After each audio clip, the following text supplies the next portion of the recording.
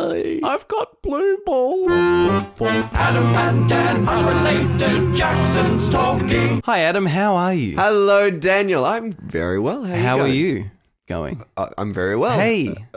Hello? Great. What? Thanks. But you having this conversation with yourself? Or? Well, yeah. So Sometimes. yeah. What's been happening, Daniel? What's been happening? Yeah. Great question. What has been happening? You've just turned it on its head and shot it back. Let's see. It's got a Let's rim see. shot. Is it?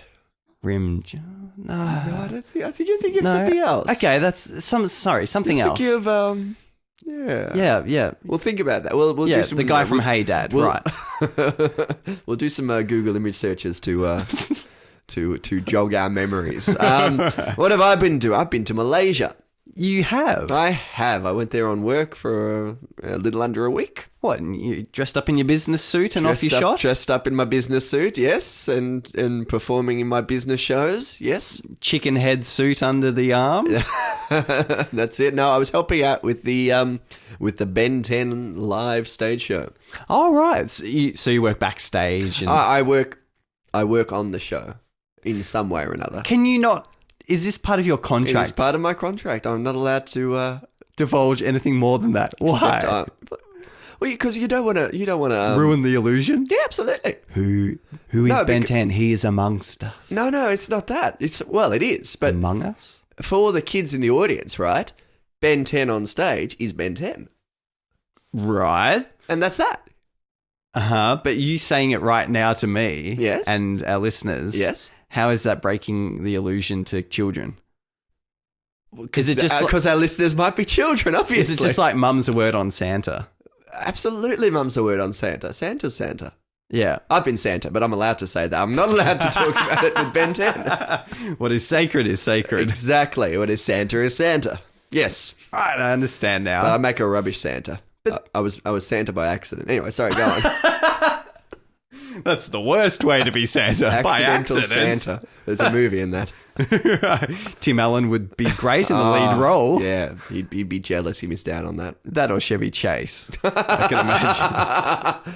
Oh, gosh, he's been through such a roller coaster of a life. I think probably Santa Claus would be the perfect swan song for it. A little family-friendly film for Fletch to finish. We'll just park you over here. See what I did? I saw it. I heard it. So Malaysia, that's pretty awesome. That you got to travel. It was amazing, yes. I was very lucky and I'm very happy. And we were in KL.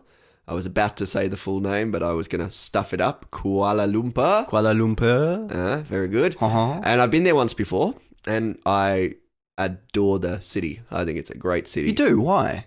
I have no idea. This Just what? Well, okay. Well, I'm sorry. Come on, idiot. Just doing a podcast. There's some. Okay. Well, it's a city, so it's not like. It's not like you're going through the jungle or anything. So it's not culture shock, but there is something very foreign about it. Because the last place I went to was New Zealand, and that was very, very lovely, but very, very familiar. So it was definitely a city, but a very unfamiliar but cool city. Also, I think probably why I liked it so much was because I felt rich there. That's really sad. But No. I think that's a common thing for Westerners to go to an Asian country and be like, no, 10 cents for that hat. No. Oh, no, I'm leaving. And then you come back and buy 10. Exactly. Well, it was interesting. Like it's kind of evened out now because, well, maybe. So we were in a kind of cool hotel right near, I don't know if you know much about Malaysia. They have the two largest towers in the southern hemisphere. Is it? I can't back that up, mate. We'll do a Google search at some point to work that out. But they're called the Petraeus Twin Towers, and they are definitely a wonderful sight to behold. And next to that's this big shopping centre, and it's interesting because and it's a takeaway place down the road, from that. And that's where we went. Yes. No, we didn't actually go up the towers. It was the one thing we didn't get a chance to do. Alas. But you just got to rub them at the base. Oh, baby, we did. I can turn anything into a sexual joke. Glasses of water. Penises. That's just retorting a swear word. That's not... There's no smarts to that. Oh, okay. Yeah. I would like to dip my doodle in there and make it slippery. Good job, champ. Yeah. Throw anything at me. Come on. So in Malaysia, good toilets. Toilets? Well, they do have the hosey toilets, but you don't have to use them. Hose is optional. And you've got the hole in the ground toilets, which apparently, I've heard this. Have you heard this? Probably. Better for you. Yep. You know, like your squat. The squat natural. Is, and apparently, what happens is the body has little shut-off valves that actually activate when you're sitting, so you don't shit yourself in public when you sit down. And that's the same place that you're at when you're sitting on a toilet. So it's actually the worst time to try and evacuate is when you're sitting on a toilet is the absolute worst time to try to go to the toilet. And apparently that causes, more cases of hemorrhoids. Yeah. Whereas squatting releases that valve and you're able to evacuate freely. The squat valve. Yes. But I didn't do that. I just sat. You missed your opportunity. I didn't use the hose. I tried using the hose. Ooh. Have you done this? You were in Vietnam. I don't get it. And maybe somebody can tell me. They can Facebook me. But I just don't understand. You do your business. That's fine. You get the hose and there's too much water that comes out of the hose. That's the other thing. How are you not going to splash things around? Absolutely. That's the other thing. It's a good question. But then you spray it and you just soak everything and then there's no way to dry. Okay. This isn't I'm not talking a Japanese bidet where they do this tiny little squirt of water and then there's a little squirt of hot air or something. This is just, there's a hose over there. You can... Hose it down, boys. That's it. But there's no one to pat it dry. No, not that I saw. I'd love somebody to explain it because how does that work? So people are just pulling up their pants and or they're just shaking like a dog. Drip dry. They'll just stay there for a while. Pants stand around the ankles as they walk around until it dries off. Yeah, I'm very curious. An answer that would be wonderful. And Daniel, you're going to like this. We've had our conversations before about eating. Eating out. Well, you did it. You made it sexual. Yeah. You did. Well done. Australia's Got Talent. Oh, I saw that the other day with... I'm sorry I mentioned it. It was just a YouTube clip of a lady appear on one of the versions of Australia's Got Talent with enormous breasts, and she started smashing things with them. Whoa. She had a 6-pack of beer and she lift one up and just slam it down there, and it's fine, I guess, but I'm not sure how... It gets old. There's only so many things you can lift and destroy. You can't do a 1-hour stage show like that, can you? I mean, I don't even understand puppetry of the penis, but at least they've got more origami to do. Yeah, right. She's just got, I can smash anything. Okay, smash this. Done. What else? Oh, you don't need to do anything else. It's so... See ya. Go home. Yeah. Anyway, so I was about to annoy you because I was going to tell you all the cute little animals I ate while I was in Malaysia. Why would that annoy me? Because you're a vegetarianism. But I don't judge you for being a non-vegetarian killer. I'm going to go back to our previous podcast and see all these judging things that you did. You make a clip show of it. And I we'll will. play it back and we'll listen. And then we'll put it to Benny Hill music. It'd be amazing. What did you eat? Okay, let's see. Well, do you know what? I've been to Malaysia twice, so I'm going to combine a couple, all right? I ate, obviously, chicken. Obviously. And beef and possibly some pork at some point. No, not as much pork because it's a Islamic country. I ate, let's see. I ate pig intestines. So that's pork, I guess. So pig intestines are very chewy, but quite nice. Okay. Sorry, how were they served? With sausages? No. On some mash? No. Just I guess stewed and fried. Trotters on the side? No. I've had a pig trotter. They were delicious from a German place. What? No, pig intestine fried in a something sauce, and it was delicious. I had stingray. Okay. Yeah. Okay. Big float. Ooh. I almost like slammed this microphone down your throat. You're so angry I'm eating all these animals, Daniel. Stop beating me. No. So, yeah, floating through the water Yes. quite gracefully. Yes, until they get Slaughtered. yes. I'm half served to me. Tastes a lot like fish, to be honest, but very tasty. I ate frog's legs. No, just frog, actually. All types of All of the frog. All of the frog. Well, I guess Really? so, yeah. Wow, what do you mean? You guess so? Did it Well, look because like there was a a lot frog? of... No, it didn't look like a frog. It was all chopped up. But there was stuff that was obviously legs, and there was stuff that obviously wasn't legs. So I assume it's the other bits of the frog. What did that taste like? Frog was delicious. Chicken. It was my highlight. It did taste like Really? chicken, but it tasted like really, really tender chicken. Oh, so the French are onto something? Or Yeah. Well, once again, the sauce was the big... This is the thing with Asian food, which differentiates it with, like, Anglo food. Like, that's why, I mean, we're wasteful here in the Western world, right? Possibly because we're not as good with sauces. So if you can cover it with a sauce, You could Eat serve any old crap then. Day old fish, why not? Pig's intestines, sure. So long as you've got a delightful sauce to cover it in, you can eat tissue boxes if you want it. Like, I have some spare. Yeah. And you'd like that because you're a waste-based eater. You just like pick off anyone else's food. Hang on. Yeah? So Westerners, we're like, a bit of grey fox, and that'll be Yeah, beautiful. but at the same time, we're eating... But that's it. We're eating the cow, but we're eating... the nice, We're eating the juicy, nice fat bits. And there are, I mean, if you go to Scotland, of course, you can get all the other rubbish. Offal and all that. But that's part of my argument for vegetarianism. Yeah.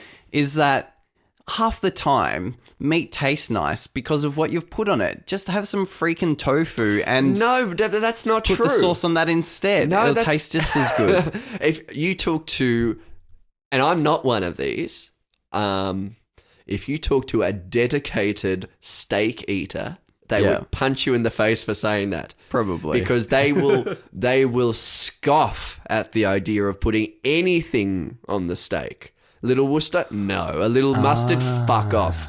You have that steak as God intended, seared on the outside, blood dripping from the inside, and you don't mess with it. They a like warm their plate. meat. That's it. With a baked potato, with nothing on that either. Point taken. Yeah. But it was interesting. So we were in the really rich part of I didn't tell you what else I ate. What? Let me think. Kangaroo. Turtle. Well, huh. Yeah. In the shell. No. Turtle in the shell. But apparently I did eat some of kind of the inside of the shell. And is like the soft lining. and it was rubbery but really delicious. It was Get it out with a spoon. no, it was in like a stew pot. That was the first time I went to Malaysia, and then I ate sea snails, and they're all these little snails. You have to pry them open. They're not like normal snails. They're more like cockles or something like that, and you pull them out with a toothpick and eat them. So not a lot of meat going on in there, but it's what you got is good. Yeah, is that like eating quail or something? Eating quail? Baby quail. No, quail are bigger than little Quail are huge. sea things. They're just mini chickens. Delicious. Oh, yes. I've had quail. Yeah. I've eaten a lot of creatures on this earth. Camel? 2 by 2 Possibly. into my mouth. You can buy camel pies, I think, in like pie places around. And of course, there's a hump at the top of the pie, the pastry. And the last thing I ate, am I forgetting anything? Mermaid. Possibly. A lot of crab. Love crab. Yeah, crab is delicious. Yes. Yeah. We ate durian or duran, depending on who you're talking to.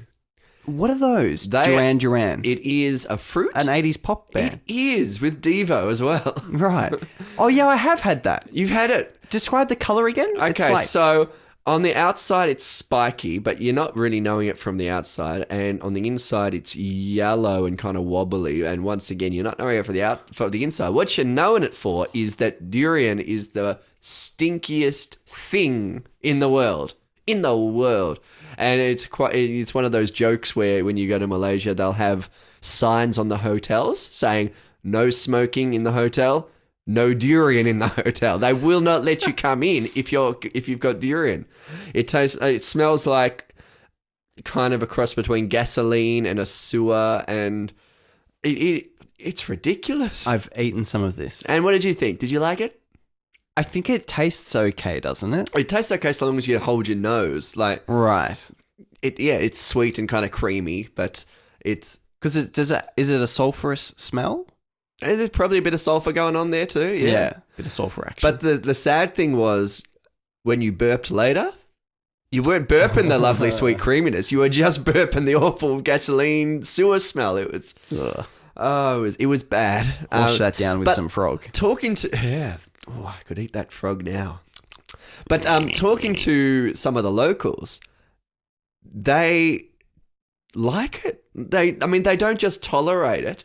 They will smell that smell of gasoline and sewer and lick their lips, go, oh, yum, durian.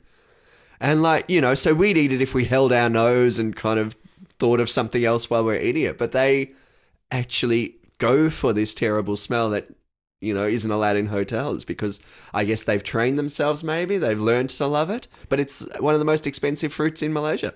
Is it? Yeah. And I can't believe we just slaughtered one on someone's back, patio. Did you? On a table. Yeah, it was like a little experiment. Like, how much did you get through? Did you have a little bite or did you have the whole thing? Actually, now that I think back to it, I think they just chopped it up and we went, ooh, and just left it. Oh, you didn't have it? Daniel! I don't know. You were there. That's the thing. Once you're there, you might as well. I know. Maybe I did. Eat the turtle, Daniel. Come on. It was very traumatic. I don't remember. But do they smell durian? Yep. I keep on thinking it's an animal like not the dolphin, but a porpoise. Oh, what's or that? Or a dugong. Dugong. Yeah. Eat one of those too. That they smell that, and that means tasty yum yum. So they don't mind the smell, or it smells so much there from pollution that. Well, it was interesting because the first time I was in Malaysia, it definitely had a smell. And there's a lot of open gutters, which I assume the smell comes from there, and possibly with bad hygiene, and probably people that wouldn't mind going to the toilet there and stuff like that. I just put it down to that. And I think the first time I was there, that was one of the things I enjoyed about it. It was that kind of raw feeling. It has a smell. Our country has a smell. That's wonderful. Our country doesn't have a smell. Unless you're in the outback, I guess, then you smell the flowers. But if you're in the city, it's like... Flowers. What? Bottle brush? The red bottle? dirt. Yeah. But yeah, it had a smell. And then this time, when I ate the durian, I'm like, oh, wait a minute, that's a little bit of the smell. So I don't know now whether the smell comes from the open gutter system and all that, or if somebody is just throwing durian peels all over the place and it's just nobody's bothered cleaning them up. I have no idea. But I love it. I love it in Malaysia. You mentioned that Malaysia, you thought it was a cool city. What is it that is the sum of that coolness that makes... Well, let's see. What are the parts that make the cool whole? Yeah. Well, this is what I was going to get to about Malaysia. It is an interesting place because there's the big shopping. It's known for a lot. It's got some very big shopping malls around. It's got one of the biggest, and it's also got a lot of smaller ones. And what's interesting is the Malaysian ringgit is a third of an Australian dollar. But in all the shopping centres, it's all adjusted for. So everything was the exact same price as Australia. But if you take a little taxi or wander down to Petaling Street or Chinatown, all the markets, that's where you get all the cheap-ass gear. So that's where you'll find Adam. Yeah, absolutely. No, I enjoy markets. I enjoy buying his Beats headphones. Oh, God. Yeah, well, we've talked about Dr. Dre's Beats headphones in our people watching episode, and a little piece of advice to those that might be going to Malaysia: it's the best place to get cheap ass Beats headphones and earplugs. And I have never had earbuds or earphones that have been of any quality. They've always been the $2 crappy variety and Everyone sounds like this if you're listening to a podcast. How are you going, Daniel Jackson? Really good, Adam. Really good. So I thought, even though I'm going to look like a douche from here on in, I'm going to buy something that might actually make things sound good if I'm listening to it on my MP3 player or on my phone. So I bought some stupid Dr. Dre earphones at a cheap price. And I like to think that I'm rebelling against Dr. Dre because it's probably illegal and possibly even counterfeit. So hopefully he won't come to my house and, put a gun to my head and use rap terminology when speaking to me. Bust a cap in your ass. Exactly. Yeah. So there's that. So it's got both this kind of rich, prosperous city feel as well as that down-to-earth markety feel. A little further, a couple of streets down from Chinatown is Jalamalo, which is it's where we went to get our frog's legs. It's renowned for its food. All over the place, you'll have these little hawker stands where you can get your curries and stuff. You're probably best not to because you might get sick at some of them. But that's part of it. You can try your luck. It's that kind of city. That's a kind of betting that I'm not too willing to do. Well, yeah. I don't know. There's just something about it. I enjoyed both times immensely. Because I had the same thing with Chicago. Yeah? I was there in 2002, and I just really enjoyed it. And there wasn't anything in particular. Maybe it happened to be sunny blue days when I was there. But, and it's not... Did you meet Michael Jordan? No, he was away training to be a baseball player at the time, I think. Damn it, he was away that day, was he? That day, yeah. Usually he stands out the front of Chicago welcoming people in. But yeah, I mean, there's some interesting architecture and stuff, but I wasn't walking around going, oh, yes. Oh, yes. Ooh, look at that. Ooh, right. Look at the angle. So when you were in Chicago, had you been in a lot of other American cities before that? But it was Chicago itself that stuck out as being... Just had a good vibe, which is quite funny knowing what I do now a bit more about Barack Obama and Daniel gets political. Daniel gets political. Let's see Obama's birth certificate. Topical. Yeah, topical. So, and what about the performances themselves? You were backstage, obviously. Yes. But do you know what was the reception to Ben 10? In Malaysia, apparently. Different art scene. It is? It is? I was having a talk to one of the producers of the show, and he was saying in Malaysia it's very different. There's not a big art scene in... And by arts, I mean even the big arts, musical theatre shows and all that. It's not big in Malaysia. And what it is a little bit more is a status symbol. So if people go to these events, they're going not necessarily because they're interested in it, but because that's the thing successful people do. They go to see the opera or the musical or any of that. And as a result, apparently, it's that kind of attitude. They're not particularly fussed about the show itself, so they might go out, in the middle of it to have a smoke, and so on, and just kind of arrive. We had to start a lot of shows late, waiting for the audience to come because in Malaysia, it's a funny thing. In Malaysia, they have what they call the jam, which is essentially just peak hour, but excessive peak hour in KL. And you can't get anywhere between like 4 and 7 or 8 or so. Whoa. At this time as well, though, it's the wet season. So at about 4 o'clock every day, there'd just be this torrent of rain. It was quite predictable. Wow. But you would have thought they would have worked it out, Worked around it? Yeah. But anyway, we had to start pretty much all our shows late because none of the audience would arrive on time. But that might also be connected to that kind of attitude of, we're just going to see the theatre and not, oh, shit, we've got to get there in time for it to start because we're going to see this great story and show and performance. So just as long as they rock up at some point or we're seen at some point, then, exactly. Then that's cool. Yeah. Isn't that kind of like people going out to a lot of Melbourne bars? Is that similar? Well, not really. Do you have to be at a bar at a certain time? Not at a certain time, but if you got to be out on a certain night of the week to and be at a cool bar to feel good about yourself. Am I a bit cynical and incorrect? I think you're a little bit cynical, yeah, because I mean, I mean, I remember I don't go out that much anymore. When I was in uni, it didn't necessarily matter what day you went out. And like, you in weren't fact, hanging with the cool people though, Adam. I never hang out with the cool people. But like, there were some bars that their best night was like a Tuesday, you know, and that's just. But that's the cool night though for that that particular bar. Yeah. Exactly. But doesn't that work You out just gotta- through, or basically trial and error, or cause and effect?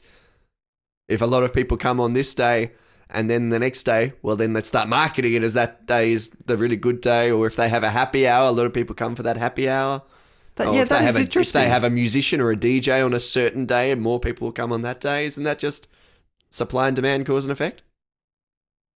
I guess. No, I don't know. That is interesting, like how places become cool or something. Look, and also, If it's always by design or if not. there is, well, let's just say you've got a bar across the street from a bar that has a successful Saturday night, and you've got a DJ, you put them on the Friday night instead.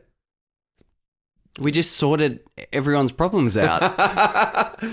Or you get an even better DJ and put him on Saturday night, try to draw the crowds, or get a band to play on that night, or anything like that. Aha! You know, who Interesting. knows? I don't know. I don't own a bar. I don't know the competition of bar management. Apparently, it's a dying trade. I've no idea. What was the nightlife? Nice life. Yeah. In Malaysia, Yeah. we didn't go. To bed.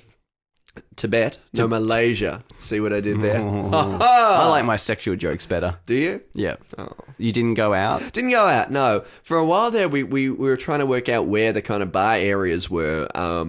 We couldn't find them, and then we did. There's like a strip, and Hide them from the Westerners. well, that was it though. I think they were for the Westerners. Oh. There was this one strip, and it just had kind of bar after nightclub after bar after nightclub, but they were all kind of vaguely themed.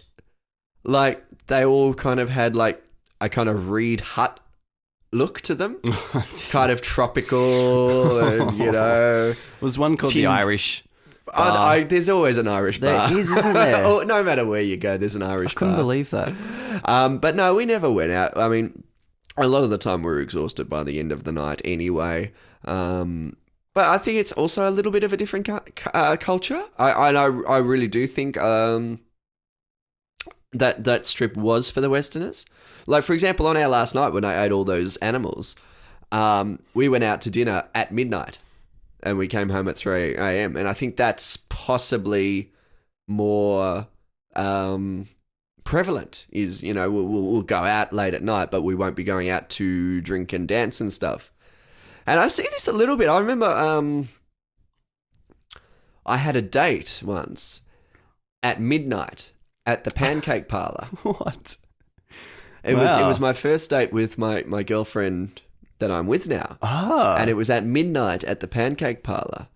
But what was interesting about the Pancake Parlour at midnight was that there was pretty much a constant flow, not many, but a constant trickle, of international students that were just there to have a coffee, maybe have something to eat, probably to study as well. But I think there's this kind of, and I know it happens in Spain as well, this kind of culture of we'll go out and do stuff late at night rather than during the day. Isn't some of that actually just based on the sun and that it's lighter till a lot later? No. No? No. It's not? No. It got dark about 6 o'clock. 6:30. Those crazy Malaysians? I'm sorry, man, if I just burst your bubble there. I thought that was the case somewhere in Spain or Oh, something. it could be in Spain. I don't know. Neither do I. But the lady that took us out, the Malaysian-based producer, she was very accommodating. She gave you a lap dance? She did not, no. But as we were driving through to get to Jalan Alo, something like that. Jalam, I think, is street, and Alo, so it's Alo Street, where we got our frog and our stingray and all that. We passed through one of the other streets that had all the, in inverted commas, massage parlors that had all the odd-looking ladies and possibly men out the front. Oh, brilliant. Yep. And we were just noticing it and making jokes about it and whatever. Yeah. And as the night, and with this lady, as the night went on, we would just say, "Oh yeah, we saw all the prostitutes outside there." And So she's a producer, and one of her jobs, I suppose, was to kind of make sure Everyone's comfortable. we're taken care of. Yes, care of. And she Several times. and she was like, "Oh yeah. So they're the ones. Yeah, you'll go there. Oh, but look, if you want cheaper prostitutes, you can go around to this street. They don't have a place, but they'll just take you under a bridge and give you a blowjob or something." And, like, she was so casual about it. I couldn't help but get the impression that it wasn't like she didn't do it to us, but I get the impression that she possibly has on multiple occasions taken people to get laid while they were in Malaysia. Yeah. Which would have been a tough job, really. Like, she was so accommodating. She did not judge us one bit. We had no intention of doing it, but like, if any of the cast had any intention of, having some fun with a he-she, then she would have, you get the he-she, that's fine. I think she's over there. Give you a blowjob. That's fine. Exactly what you want, though, isn't it? Not to be he-she? judged. No, I don't want a he-she. I don't want just for that to be just par for course or whatever it is. I think it was great. I had a lot of respect for her for being so. Did that take open. all the wind out of the sails of the jokes, though? No, not at all. No. No. You're like, looky. She's like, yeah, you can go there. I hear they're good there. She didn't go that far as to give reviews. They'll draw it out for you. You get your money's worth there. Oh no! They slap you when you're about to. Anyway. Oh dear. No, one guy, one of the other producers, he had a sad moment though, where he just wanted a massage, and he asked the hotel concierge or whatever they called the front desk hotel people where to get a massage, and they directed him to this place. And he kept getting pressured to have a happy ending, which he didn't want. Was he like slapping their hand away? He was slapping their hands away.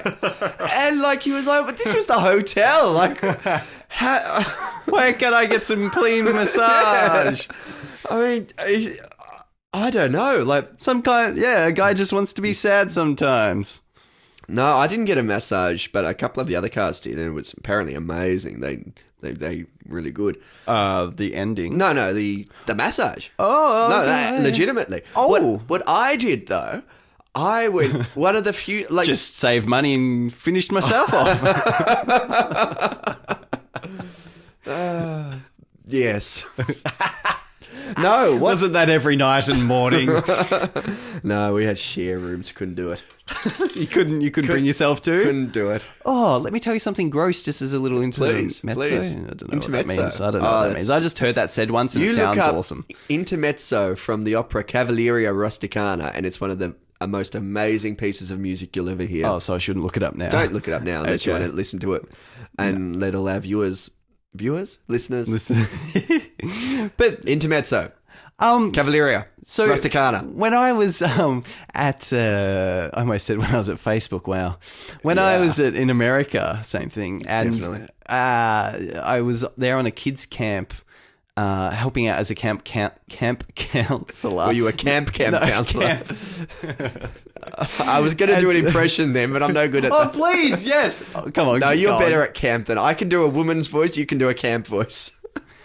Just like Chris Lilly's female character. Is what it sounds like. Yeah. Oh my God, guys. Come on. What do you mean? This doesn't sound camp. What are you talking talk about? innuendo, pitching tents and stuff. Yeah, pitching tents. But I was sleeping in a cabin where there were 8 boys. I think they were like 11-year-olds. Right. Daniel. Right. All above board. You got your T-shirt with your Working with Children's Tech printed on it. That's right. So I'm all good to go. And these guys, it was, I don't know, special is a word that comes to mind.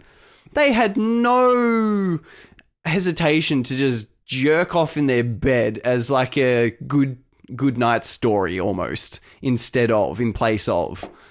And I think I said at some point, guys, can we not?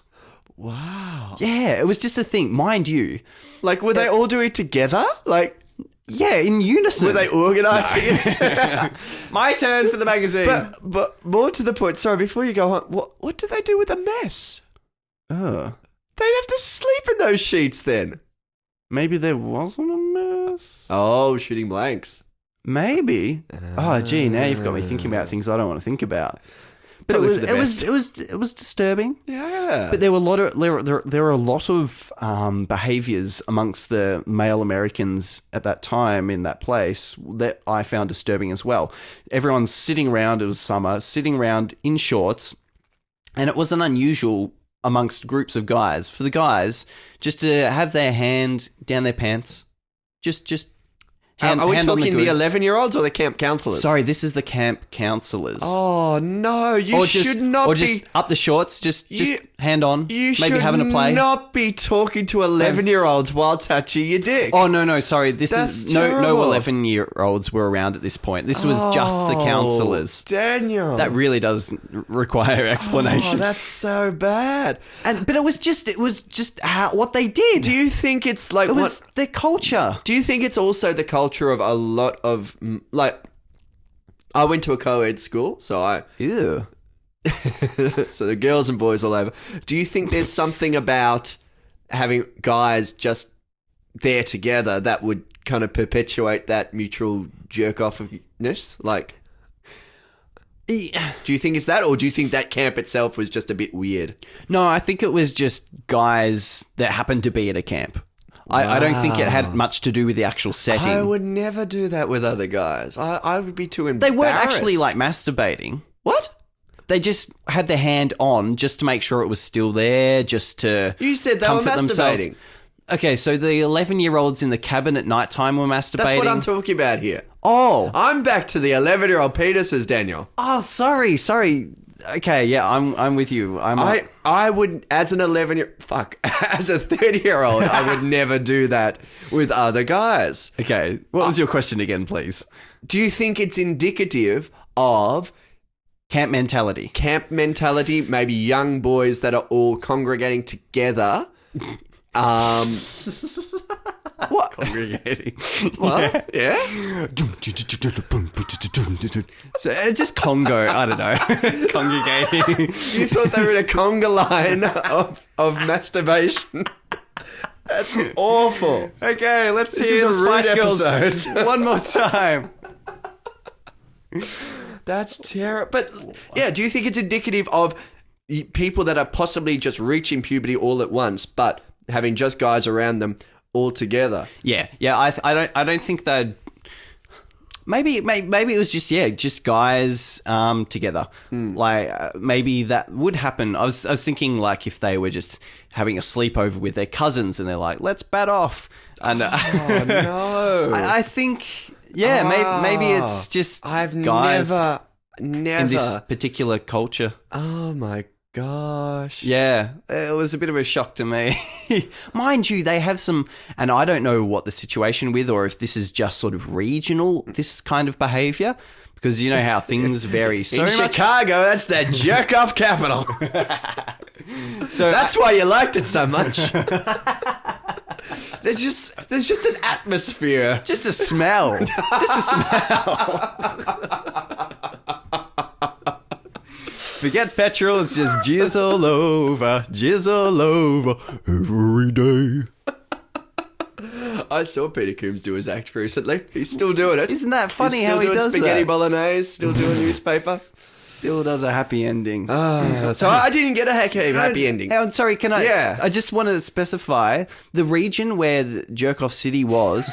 I was in near Greenville or something, North Carolina. Right. Yeah. So that was the area, and I just wanted to say one more thing that I found weird. They had this powder, this talcum sort of powder, and you'd smack it on your balls. You'd smack it on You your don't balls. have to smack it on your nuts, You'd smack them out. and it would make them all like tingly and like. Is this while they were jacking off? No, this is my co-counselor that's got this box of powder or whatever it was. Right. And yeah, you slap it on the nuts, and it's like gives you a tingly feeling or something. Tingly feeling. If any Americans are listening to this, they're going to be like, "Oh yeah, like it's that stuff," or like, "Oh, they do that. It's I've weird." heard that a little bit, that you can put powder on your balls. We don't have this in Australia. I've heard of it though, but I just think wouldn't it be exceptionally messy? Like, you know, like if you walked into a bathroom and like the floor is just covered, you're like, Slippery. well, somebody's been polishing their balls. But also, like, do you know what happens to talcum powder when it gets moist? It kind of goes into like a paste. Huh. Like, do you want a paste Look, sloshing round your ball sack? I don't know the details of how this ends up. Maybe Imagine this if is you were going with your lady that night. post-exercise. And she's like, oh, let me lick your nuts. Oh, Daniel, you're so... What is the... White stuff all over my hand. Did you already... Well, I'm leaving. My head feels tingly. Look, I don't know. So that was a diversion. You're just but outing North Carolina as the ball paste capital paste. of the US. And Chicago is the jerk-off capital. And what do we have in Australia as kids? Clag.